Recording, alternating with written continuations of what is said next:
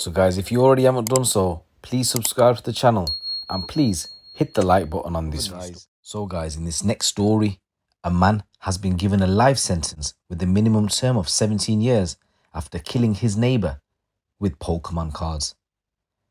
Andrew Haigh already had previous convictions for violent behaviour when he got into a dispute with the neighbour that was to end in tragedy. Haigh had 7 convictions for 17 offences, including assaulting an emergency worker, threatening behaviour and harassment. His family had been trying to get him help for his mental health problems, but instead he had been self-medicating with alcohol and cannabis, which were thought to be making him worse and not better. Neighbours near his home in Sheffield had previously noted Andrew Haigh's behaviour had been odd, but what they witnessed on August 2nd last year left some of the people deeply traumatised. A neighbour, Simon Wilkinson, may he rest in peace, had reportedly called Haigh a nonce bastard, which led to a prolonged and brutal attack on his doorstep. Haigh used a bag containing metal boxes of Pokemon cards to hit Simon to the ground. He then went back to hit him around the head with a piece of wood and kick him. Simon suffered awful injuries and he died at the scene. Haigh pleaded guilty to murder and was given a life sentence at Sheffield Crown Court, with the judge setting a minimum term of 17 years before he can be considered for parole, and Simon's death has left his family and friends devastated. His mother said Simon had been taken away by pure evil. In a statement which was read out to Sheffield Crown Court, his mother said he was loved by friends and family for his sense of humour, laughter, kindness and friendship. Simon had lots of good friends. We all miss and love Simon dearly. His death has left a hole in our hearts that will never heal. Simon leaves his daughter, who has just turned 18, and she is now unable to share her future with the dad, whom she misses and loves so much. Simon is also going to be missed by other members of the family. So Haigh attacked Simon outside the flats in Sheffield has shocked neighbours, dial 999. Witnesses heard Haigh telling Simon to come out here and fight like a man, and referring to the name he had been called the previous day. Body-worn footage from the scene showed officers negotiating with Haigh, who had entered his flat, several layers of clothing. After he was arrested, he asked one officer for a spliff. The judge, Sarah Wright, told Haigh, "You killed your neighbour in a ferocious and brutal attack. You have been known to your neighbours as someone with mental health difficulties, occasionally exhibiting behaviour out of the ordinary. The day before the murder, you argued with Simon Wilkinson, who was heard to call you a nonce bastard." Neighbours heard a loud crash and then heard Haigh encouraging Simon to come out and fight. He said, "You launched a sustained and prolonged attack on Simon Wilkinson, swinging the bag and hitting him in the face and head with full force 3 to 4 times. Having briefly retreated, leaving your victim apparently unresponsive and covered in blood on the floor, you returned and launched a second violent attack. You punched and stamped on him, reiterated again to arm yourself with a bat or a piece of wood, and struck him around the head several times, despite the fact he is described by witnesses as appearing lifeless." The judge said Haigh then attempted to break Simon's neck, and neighbours who saw the attack will have suffered extreme trauma from what they saw. The judge said Haigh had shown little or no remorse, and it was a case that's highlighted the dangers posed by cannabis use, particularly for those with mental health issues.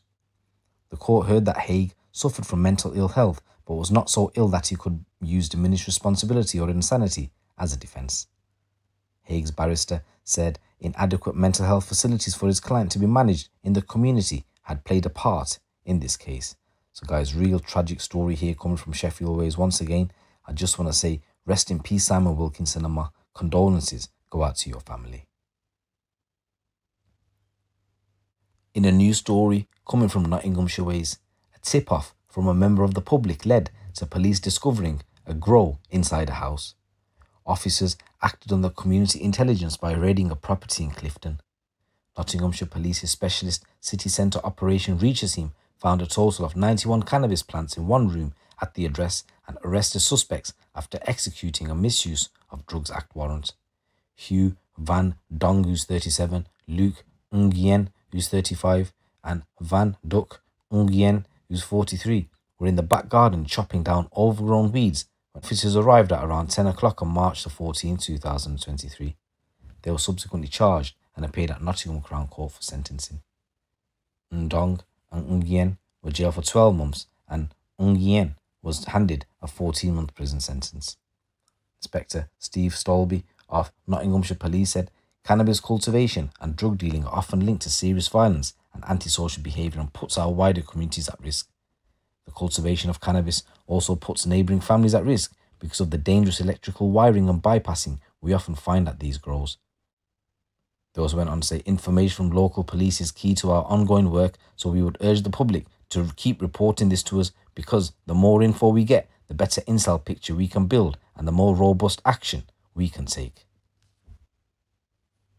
From Ipswich Ways, 8 people have been sentenced for their involvement in gang-related violence and drug dealing. In total, the 8 males were sentenced to 19 years in prison, while 5 of the individuals were also handed criminal behaviour orders. Mekki Ebanks, who's 17, admitted wounding with intent to inflict GBH following an incident on Upper Brook Street in Ipswich on June the 2nd last year, in which a person was left seriously injured after being stabbed. He was sentenced to 3 years in custody. Detective Inspector Thomas Pearce said in June last year, a male was attacked by a group of young men in Ipswich town centre. Despite a lack of support from those involved, convictions were successfully secured against all 4 people who were part of the attack. As the investigation progressed, it became increasingly apparent that those involved were members of a local gang. As well as investigating the 4 individuals for violence, investigators placed increased scrutiny on known associates in the form of proactive policing operations, securing convictions for drug supply and other offences. Sentenced for their involvement in the attack were Gerson Asansao, who's 22, Daniel Kovalakov, who's 17, and Lauranis Talakaka, who's 17. Asansao was sentenced to a total of 5 years and 10 months in prison after he pleaded guilty to being concerned in the supply of Class A drugs, affray, possessing a knife, possessing cannabis with intent to supply, and possessing criminal property.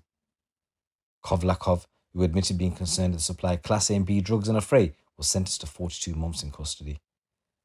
Talakaka pleaded guilty to affray and was sentenced to a 9-month youth rehabilitation order and ordered to carry out 30 hours of unpaid work. Matthias Vatinkunkos, who's 20, was sentenced to 3 years in prison after he pleaded guilty to being concerned in the supply of Class A and B drugs, affray, and possessing an offensive weapon in a public place. There was an Ethan Smith, who's 22. He pleaded guilty to being involved in the supply of Class A and B drugs and was given a 44-month sentence. There was Bobby Walters. He was pleaded guilty to affray and handed a 12-month sentence. There was Michael Crumlish. He received a 16-month prison sentence, suspended for 2 years.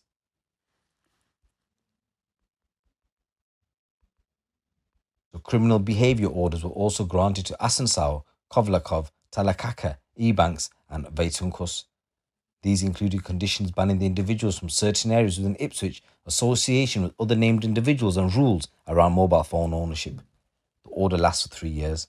So CBOs are orders on conviction that can be given for any criminal offences which are heard in Crown Magistrates or youth courts, and the order prohibits the offender from doing anything described in the order that can be used to prevent specific acts which cause harassment, alarm or distress. Detective Inspector Pearce said, the message for those that wish to affiliate with gangs in Ipswich is clear. Your behaviour will result in increased scrutiny and detailed investigations around linked offences. Gang-related violence and drug supply are intrinsically linked.